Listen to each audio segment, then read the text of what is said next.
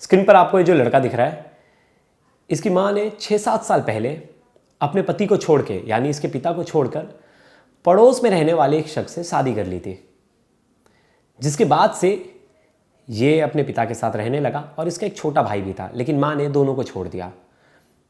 ये अपने पड़ोसी को ताऊ ताऊ कहता था, लेकिन पड़ोसी के ताऊ ने ऐसा कांड कर दिया। अपनी माँ से बहुत ज़्यादा इसकी नाराज़गी थी और 10 साल बाद इस नाराज़गी का ऐसा सिला हुआ कि इसने अपनी माँ को इतनी बुरी तरीके से मारा, जिसे सुनकर हर कोई हैरान है। पहले अपनी माँ का इलाज कराने के बहाने उसे बाहर लेकर जाता है, उसका गला घोंटता है। वो देखता है कि माँ मरी नहीं, इससे बेहोश हो गई। गाड़ी से नीचे फेंकता है और स्कॉर्पियो गाड़ी 3 से 4 बार अपनी माँ के ऊपर चढ़ा देता है। जब वो मर जाती है तो वहाँ से फरार हो जाता है। लेकिन सवाल यह है कि ये तो पुलिस के कस्टडी में दिख रहा है, तो ये पकड़ाया कैसे और इसने पुलिस कस्टडी में क्या कुछ बताया, वो सब कुछ हैरान करने वाला है।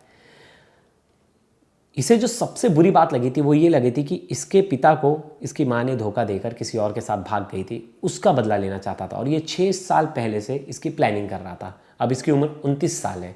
29 साल की उम्र में अपनी 45 साल की माँ की हत्या कर देता है। कितनी हैरान करने वाली बात है। इस स्टोरी को हम डिटेल में चर्चा करेंगे इस वीडियो में, लास्ट तक ये वीडियो जरूर देखिएगा। नमस्कार, मेरा नाम है प्रेश पांडे और आप देख रहे हो क्राइम तक। इटावा में एक नदी है, वहाँ ब्रिज पर एक औरत की डेड बॉडी मिलती है और वो पूरी खून से लथपथ है। पुलिस को इसकी इन्फॉर्मेशन मिलती है और पुलिस मौका वारदात पर पहुंचती है। पुलिस महिला की डेड बॉडी को देखकर ऐसा लगता है कि महिला का एक्सीडेंट हुआ है, लेकिन महिला के शरीर पे इतने निशान थे कि ऐसा लग रहा था कि एक्सीडेंट ये जानबूझकर किया गया है। फिर महिला की डेड बॉडी को पोस्टमार्टम हाउस भेज दिया जाता है और महिला की जो फ़ोटो है वो आसपास के सोशल मीडिया ग्रुप्स में वायरल कर दी जाती है कि किसी के कोई परिचित है, पहचान वाले, तो पुलिस स्टेशन आए, इनके बारे में जानकारी दें। फिर 24 घंटे बाद ये जो महिला है उनके पति के पास ये फ़ोटो पहुंच जाती है, क्योंकि वो भी अपनी पत्नी को ढूंढ रहे थे। 24 घंटे से उनकी पत्नी गायब थी, तो वो तुरंत थाने पहुंचते हैं। थाने पहुंचते हैं तो पता चलता है जो ये महिला है ये आगरा के जैतपुर की रहने वाली है और इनका नाम है यशोदा देवी शर्मा और इनकी उम्र 45 साल है। और जो शख्स हैं, जो उनके पति हैं, वो उनके दूसरे पति हैं जिनका नाम है रामनिवास शर्मा। अब ये पहुँचते और ये बताते हैं कि इनकी पत्नी तो इलाज कराने के लिए इनके पहले पति के बेटे के साथ गई थी, बड़े बेटे के साथ, और उसके बाद ये लौटी नहीं। मैंने जब उससे पूछताछ की, मैंने जब उससे पूछा तो उसने कहा कि मम्मी को तो मैंने छोड़ दिया था, वो तो बोली मैं घर जा रही हूँ, मैंने उन्हें उतार दिया था। अब इसके बाद मुझे नहीं पता वो कहाँ चली गई। कहीं ना कहीं जो रामनिवास शर्मा है उन्हें ये बात हजम नहीं हो रही थी, उन्हें लग रहा था कि कुछ तो गड़बड़ी है, लेकिन वो सोच रहे थे कि चलो माँ बेटा है, बेटा तो कुछ गलत नहीं करेगा माँ के साथ, और वो इसके बारे में पुलिस को इन्फॉर्मेशन तभी नहीं देते और अपनी पत्नी को ढूंढते रहते हैं। लेकिन जब डेड बॉडी मिल जाती है उसके बाद उनका शक जाता है कि मेरे बेटे ने ही कुछ किया है। मेरे बेटे नहीं, मतलब जो मेरे पत्नी का पहला बेटा है जिसका नाम है कौशल, उसने ही कुछ किया है। तो यशोदा के जो दूसरे पति, उन्होंने आरोप लगाया कि जो मेरी पत्नी के पहले पति का जो बेटा है, बड़ा बेटा कौशल, उसने ही कुछ किया है और पूरा शक उसी के ऊपर है, क्योंकि आखिरी बार मेरी पत्नी ने बात की थी 7 बजे और मतलब उसके बेटे के साथ, पहले बेटे के साथ, कौशल के साथ मेरी पत्नी गई थी। तो उससे पूछा जाता है क्यों गई थी और कौशल से भी पूछताछ की जाती है। तो बताता है कि कई दिनों से, पिछले 8-9 दिनों से जो यशोदा देवी है वो बीमार चल रही थी। उसके इलाज के बहाने जो कौशल है वो उन्हें बोलता है कि चलो मैं आपको लेके चलता हूँ और आपका किसी बड़े अस्पताल में इलाज करा के लाता हूँ, दिखा के लाता हूँ, जिसपे उसकी माँ रेडी हो जाती है। अब माँ रेडी हो जाती है तो वो दिखाने के लिए लेकर चला जाता है। अब तब तक ये कहानी इन्होंने बताई, किन्होंने, इनके पति ने। अब इसी कहानी के बिहाफ पर पुलिस कौशल तक पहुंचती है और कौशल से पूछताछ करती है। कौशल यहाँ वहाँ की बातें बताता है, जिससे पुलिस को पता चल जाता है कि ये झूठ बोल रहा है और इसकी लोकेशन भी, लास्ट लोकेशन दिखाई जाती है उसी ब्रिज पर। तो पुलिस को पूरा शक हो जाता है कौशल पे और कौशल को पुलिस वो कर लेती है, अरेस्ट कर लेती है।